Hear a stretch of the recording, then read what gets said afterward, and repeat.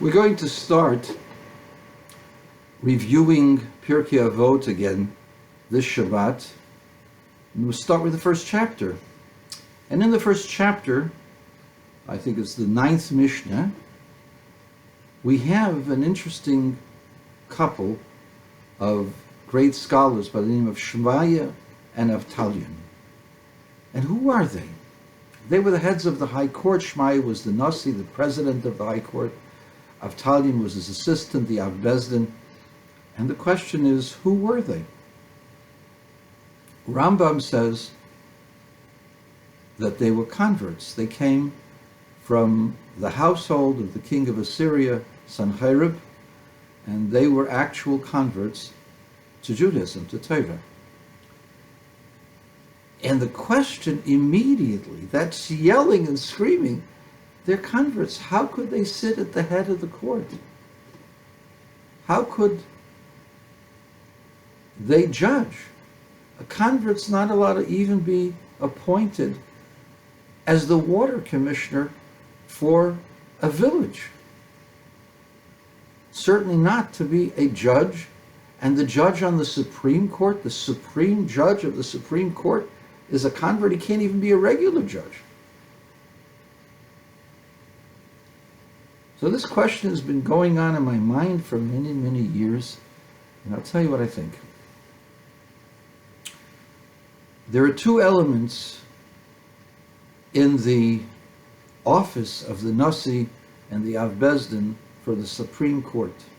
Number one, it was the Supreme Court of the land. It's where there were arguments and conflicts and things had to be resolved and cases had to be heard. This was the ultimate place where cases could be heard. It's also a place where you hear cases for the king, for the high priest, any kind of tribe that gets in trouble for worshiping idols. It's called Ir HaNidachas, is judged by the Sanhedrin. There are certain cases that only the Sanhedrin takes care of. And sometimes when things are dicey, things are difficult, the case has to be heard by the Supreme Court. But that's one function, hearing cases, issuing verdicts. Then there's another issue, that when people have a question as to what the law is, what did Moses get told on Sinai? What did he teach his students? And his students after them, what did they teach? What was the tradition? How do we interpret a particular law? That is not a question of authority, it's a question of scholarship and faith in the transmission, that the transmission would be according to every phase of the oral tradition. That's a separate area of the function of the Sanhedrin as the supreme point where law can be reviewed and determined what the law is. There, you don't judge cases. You don't show authority. There, you decide what the law is based upon the teachings of the previous generations. It is in this arena that Shmaya and Avtalyon were chosen to be the heads, for they received from Yehuda ben Tabai and Shimon ben Shetach. Yehuda and Shimon felt that these were the greatest scholars that could be trusted with the transmission of the Torah. And hence, they were given these titles, because the Sanhedrin isn't just a supreme court, it's the supreme Torah authority, and they were the ultimate Torah authority. There's another possibility which might also fit into this, and that is because Antipater and his son Herod had taken the reins of government from the Hasmonean dynasty and murdered all the Hasmoneans.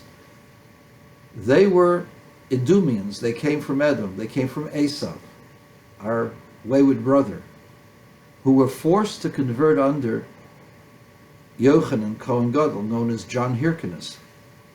Yochanan defeated them, forced them to convert to Torah, and Antipater and Herod were forced converts.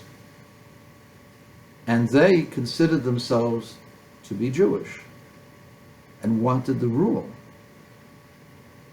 A convert is not allowed to be a king, and therefore they were very, very jumpy and nervous around people of halachic authority. They feared that the Sanhedrin would conspire against them to undermine their government and their authority, their kingdom, and therefore Herod murdered almost every single member of the Sanhedrin.